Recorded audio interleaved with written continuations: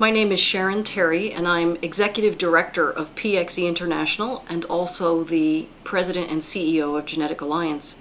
My two kids were diagnosed with a rare genetic disorder in 1994, 2 days before Christmas.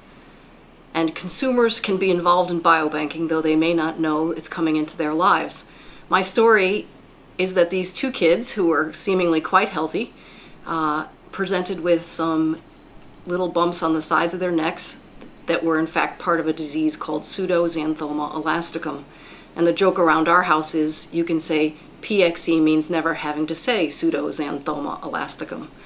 Well, the two kids were diagnosed. We rushed into a terrible Christmas for us and a great Christmas for them. They'll tell you that they got more toys than they ever got in their lives that Christmas. They're now 20 and 22 years old and still progressing with the condition.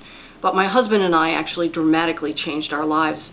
I was a college chaplain working as a homeschooled mom at the time. My husband was an engineer for fire protection companies in the Boston area. And both of us had to learn very quickly what it meant to have a recessive disease, to understand what the manifestations of this disease might bring, and to understand what research was being done. We very quickly learned that, as is true for most rare diseases, that nothing was being done essentially, and that we were going to have to make a difference. And so we read all the medical papers we could find.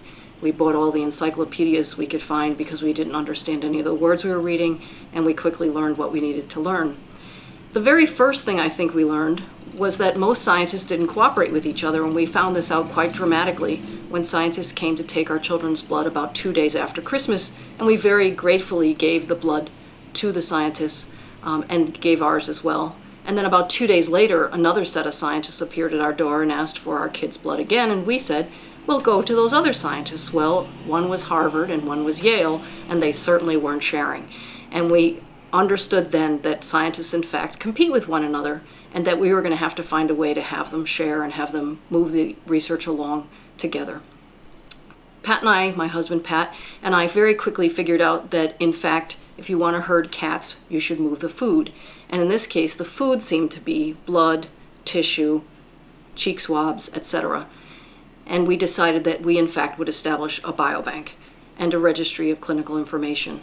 And so early in 1995, we set off to establish a biobank, and in those days did it fairly primitively. Had a friend who was working in E. coli research at a university in Boston, and he allowed us to use his freezers. We banked blood, getting purple tops together in our kitchen, sending them out in kits to people we could find with this disease, and eventually establishing a foundation, PXE International, that allowed us to put the biobank under those auspices. We asked a lot of people what to do. We consulted the ELSI division of the NHGRI at NIH. We talked to people at ISBR. We talked to people in biobanking in various other diseases. And essentially, we established the first lay-run biobank. We followed every single code and regulatory guideline we could possibly find. And in fact, we're able to even develop templates for material transfer and other things that became important as we went along. We moved the biobank a couple of times as it grew and as we needed more and more protection.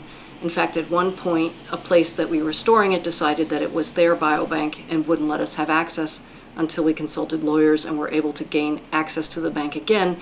We moved it finally into a vendor agreement, not so much just a friend or just a place to put it, but instead an actual real arrangement in a contractual way with a banking facility. And that allowed us to get much more professional about biobanking.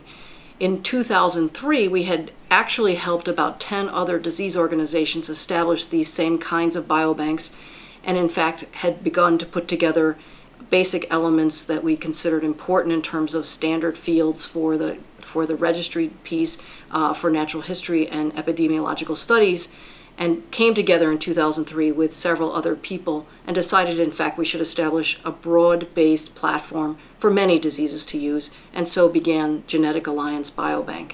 This allowed us to encourage others to do what we've done, to standardize all of our forms and templates, and to, in fact, be able to give each other infrastructure and shared resources. I think the power of having disease advocacy organizations involved in biobanking is immense. I think it allows the people who are most interested, most dedicated, and have the most stamina to be at the center of collecting the blood, the tissue, the clinical data from individuals who have the disease. I think at the same time, we can give the kind of support we need to give to these individuals, and we understand the disease very well, including even aspects of the disease, phenotypes, pathway kinds of issues that may in fact result in good hypotheses for research going forward. So one might ask, what's the benefit of a blood and tissue bank for a disease advocacy group? And I can tell you that we've in fact established research in 30 labs around the nation, around the world actually.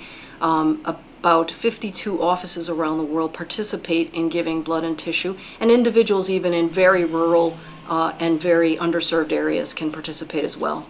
The outcome has been that we have research projects that have found not only what happens with the ABCC transporter in the cell, what happens to the cell biology, what happens in a mouse, and other models like zebrafish. We are actually even beginning some human clinical trials that look like they may be promising. And so by having genotypes and phenotypes together in one place on a standard platform, all deposited in one facility, allows everyone to come to the same well and to draw from it, so that we are really advancing research much more quickly than we would had these resources been spread out. For Genetic Alliance, our dream is to make this a resource that many, many organizations can use, so that we can have shared infrastructure, shared costs, shared platforms, shared messaging, shared standards, all across the board, so that all these disease groups, and there are 7,000 rare diseases, thousands of common diseases, at least 12 to 1,500 disease advocacy organizations, so that they might have information, they might have infrastructure, they might have resources that they could share and not have to reinvent the wheel over and over. So there's no way we're ever going to build all the disease banks we need to build. All those blood and tissue banks would take us more dollars than we have. We'll never have the resources. But if we put our resources together and work together, we'll be able to satisfy the needs of all the diseases that need genotypes and phenotypes, that could use the new informatics that's making it so much easier to do the kinds of analysis and correlations we need to find the treatments we ultimately need.